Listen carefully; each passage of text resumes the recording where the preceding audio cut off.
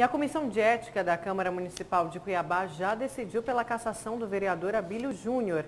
O processo está na Comissão de Constituição e Justiça e só depois será encaminhado para votação em plenário.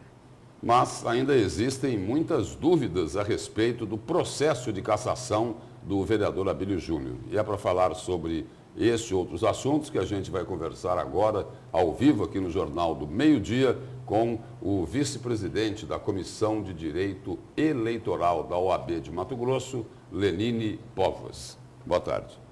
Boa tarde, Lúcio. Boa tarde, Nayara. Boa tarde, telespectador. É sempre uma honra voltar ao Jornal do Meio-Dia. Uma questão aí que foi levantada nos últimos dias é a seguinte: e aí? Se o vereador Abílio Júnior resolve renunciar, ele já disse que não vai renunciar, mas no terreno das hipóteses, se ele aceitasse pedir a renúncia, nesse estágio do processo lá na Câmara Municipal, ainda é possível?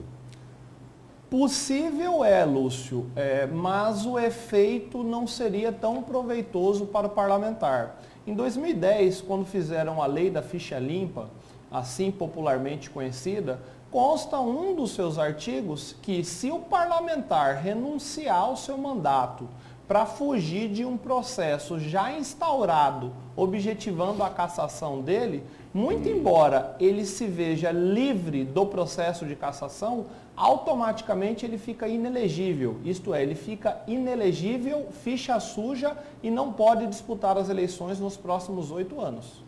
Agora, outro questionamento é sobre a quebra de decoro. O que é a quebra de decoro?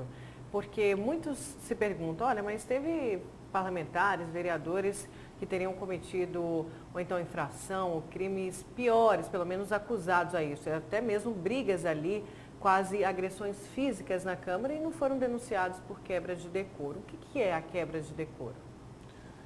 Veja, Nayara, a quebra de decoro se trata de um conceito jurídico indeterminável. O que é isso na prática? Não há uma definição, não há na legislação brasileira um significado específico do que seja quebra de decoro. É necessário que os parlamentares, ao analisarem uma acusação dessa natureza, se baseiem, peguem a acusação e digam por que naquele caso há quebra de decoro, há uma incompatibilidade com o exercício do cargo de vereador e por que aquela postura ela é contraditória aos atos de um vereador, por que aquilo atinge a honra de uma pessoa que exerce o cargo de vereador e, consequentemente, não pode exercer a função.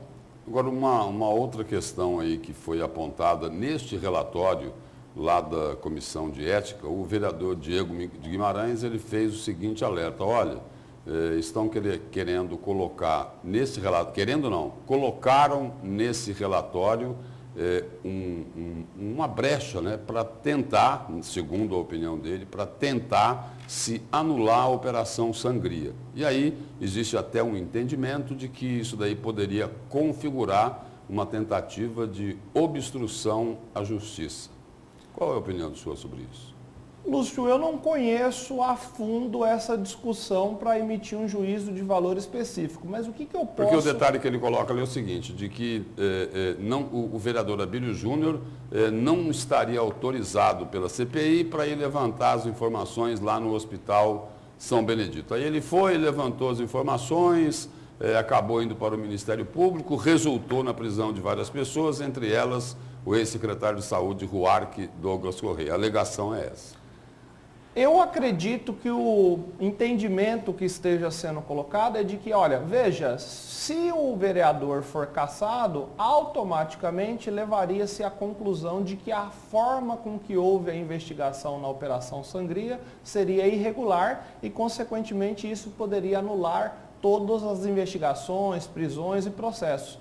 Eu tenho minhas dúvidas se esse entendimento é o melhor do ponto de vista jurídico, Lúcio. Porque um processo, ele independe do outro, eles são autônomos. O processo de cassação, muito embora tenha ligação com as investigações na área da saúde, ele não interfere diretamente nessas operações. Porque o Ministério Público recebeu o relatório lá da CPI da Saúde, mas não deve ter se baseado unicamente no relatório para poder deflagrar a Operação Sangria. É isso que o senhor falou? Basicamente isso, Lúcio, até porque o processo de cassação ele é administrativo, ele cabe exclusivamente aos vereadores. Já a questão relacionada à Operação Sangria é um processo desencadeado no Poder Judiciário e eles são autônomos. A cassação ou não interfere no processo da Operação Sangria, na minha opinião. Agora, mais um questionamento sobre esse processo do vereador Abílio. O senhor é vice-presidente da Comissão de Direito Eleitoral da OAB.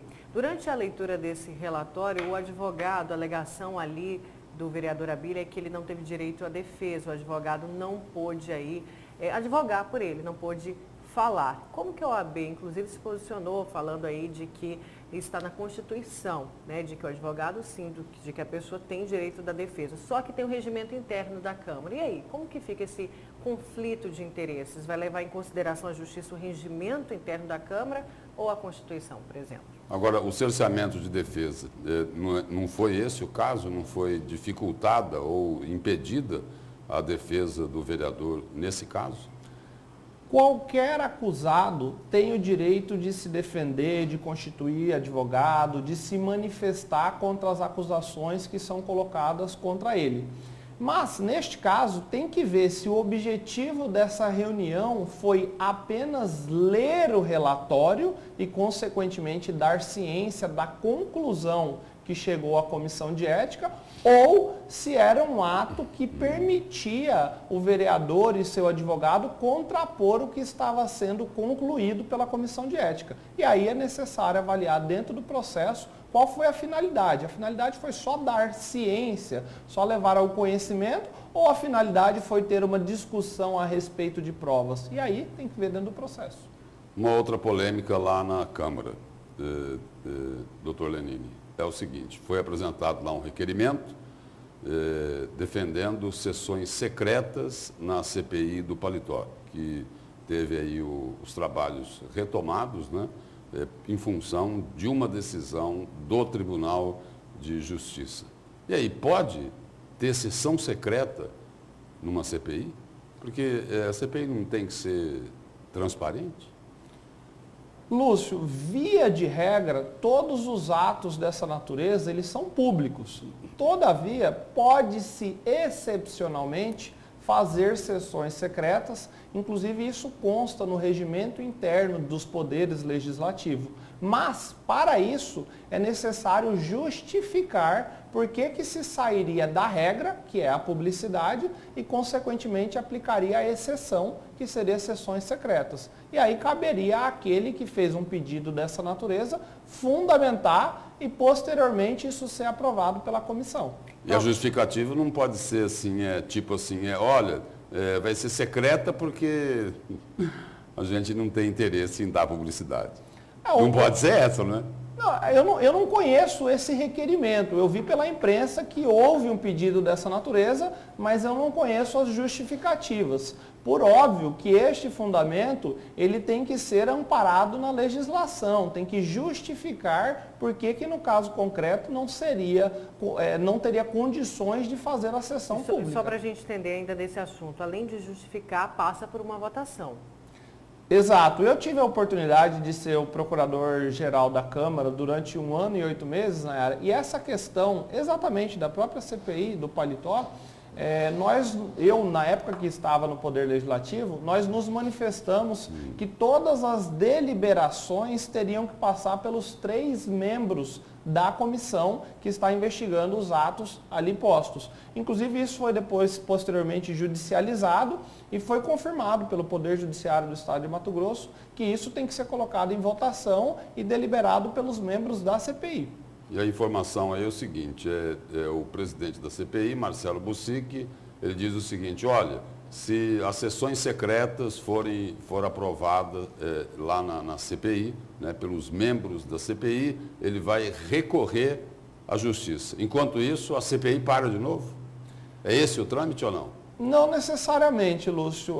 Qualquer CPI ela tem o seu curso normal, inclusive com um prazo de 120 dias para finalizar, que podem ser prorrogados por mais 120 dias caso o plenário da Câmara assim decida. Se tiver uma divergência interna entre os membros da Câmara, é necessário se socorrer do Poder Judiciário, como o senhor bem disse, mas ela só será paralisada se houver uma decisão nesse sentido. Enquanto alguém não obter uma decisão liminar no Poder Judiciário, ela vai ter o seu curso normal. Por exemplo, antes dessa última decisão da desembargadora Maria Helena Bezerra Ramos, a CPI ela aconteceu lá na Câmara, as sessões foram públicas. Agora, a decisão foi para se retomar os trabalhos da CPI, os trabalhos que estavam paralisados. E aí, agora, a intenção é de fazer essas sessões secretas. Pelo que eu pude acompanhar até hoje... Na avaliação do senhor aí, existe alguma tentativa de postergar os trabalhos dessa CPI por interesses políticos? Lúcio, é difícil fazer uma análise política sem conversar pessoal e reservadamente com os membros. Eu não sei ao certo o que levou um determinado vereador a querer que a CPI seja secreta e nem o que levou um outro vereador a querer que ela seja aberta, pública. Aí é uma série de expedientes que tem que ser deliberado pessoalmente com cada um. Muito obrigado pela presença e pelas informações aqui no Jornal do Meio Dia. Eu que agradeço, estou sempre à disposição. Obrigada.